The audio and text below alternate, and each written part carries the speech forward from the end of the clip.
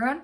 I am Laura Smith. I am a third year DPhil student at the University of Oxford. This is my second doctorate in US history.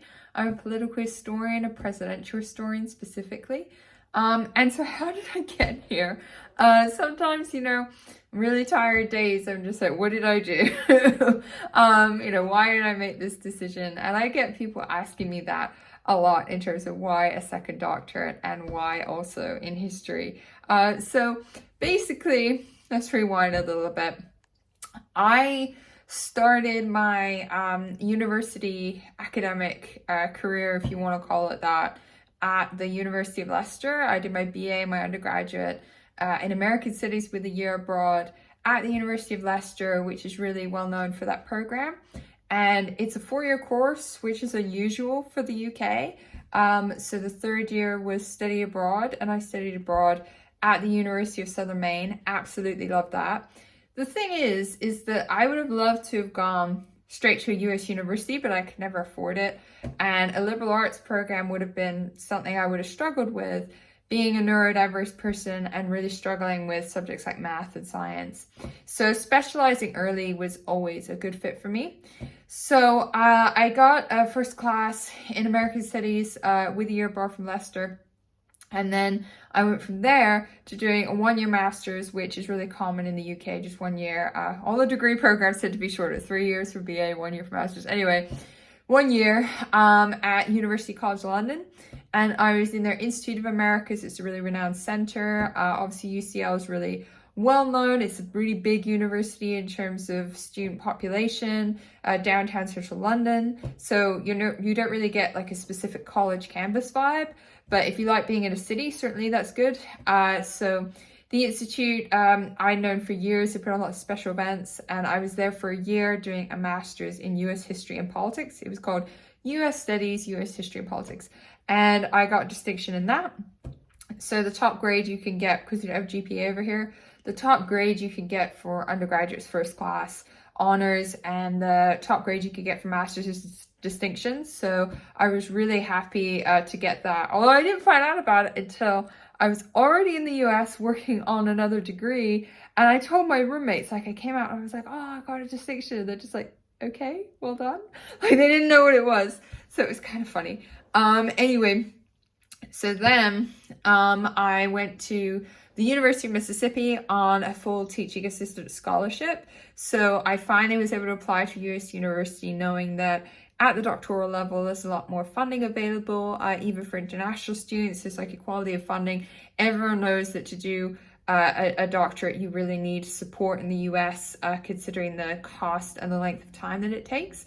So I got that scholarship, went over there and completed in 4 years. The average is 7, I completed in 4.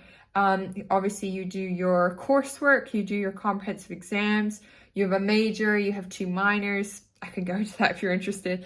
But after that, you do your research and your writing of your project. And I did that in 1.5 years of that 4 years, and graduated just before the pandemic, thank God. Heart goes out to international students who've had to be international and be away from home during the pandemic. I can't imagine how hard that would have been. So I graduated from the University of Mississippi with my Ph.D. In US history in that's debatable. Antebellum is not debatable. 19th century political US history, specifically the US presidential election of 1832.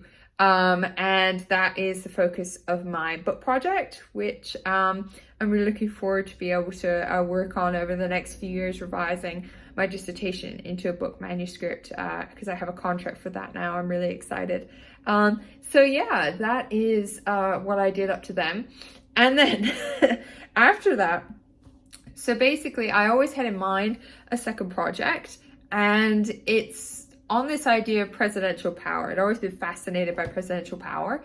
And I thought, okay, well, what if looking at precedent and looking at this idea of how presidential power developed, but in foreign policy, which is something that I hadn't, specialized in before, and something that is also renowned as an area of presidential power, but normally later. So I thought, what about looking at a president that has been mainly overlooked, but is important for understanding the development of presidential power and foreign policy? And that is the long winding road of how I end up with my current project, working on President William Howard Taft. So he's sandwiched between TR and Wilson. That's why he's often overlooked. You may know him as a president who got stuck in the bathtub. He was very overweight. He's also known for making baseball the national pastime, so there's a fun fact. And he was president between 1909 to 1913. So yeah, that is my current project. That's how I got, fascinated presidential power. So I can specialize in 19th, 20th century domestic foreign policy, tick those boxes. And I really enjoy, teaching US history and politics and having those discussions as well. It never gets boring. So yeah, it's great. What I do is, and actually, you know what? I should also say my minors in the US that I did, which is the global Cold War and the US South, mainly in the 20th century, have been really helpful in terms of my teaching as well. So they worked exactly as they're supposed to. So that's awesome. And I got teaching experience starting in the US. So I'm now in my 8th year of university teaching, which is a bit crazy. I got my first annual contract last year, so that was kind of exciting. Although, being an adjunct assistant professor in London, you still get, if not enough students sign up or there aren't enough students for whatever reason, then it can be challenging because the class may not run and stuff like that. And in Oxford, you're looking for termly employment. So, I've taught at almost half the colleges, the undergraduate colleges now. And, I just go wherever I'm needed. So that's good. It's always great to, help students and discuss things that they're interested in and stuff like that. So it's really cool.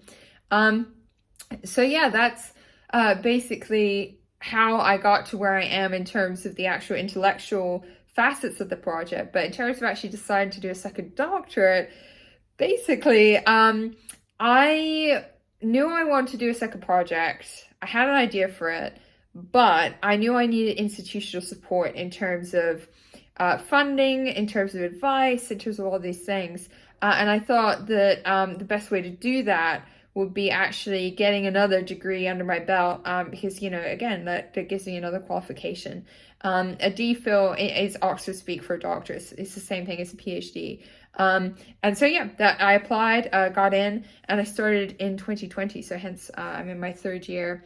There are lots of different points of, like, check-in points, really, for the UK, for the DPhil here in Oxford, which is very different from the US. And that's been a challenge, to be honest with you, because coming in, I thought, oh, I've done this before, it's going to be fine. I know what I'm doing. But it's very different in terms of how you go about it. And it's also very different in terms of the fact that they expect you to create something that is a lot more like a book. And so, doing everything while you're still in the program and making it like it's a book instead of necessarily a student piece of work, if that makes sense.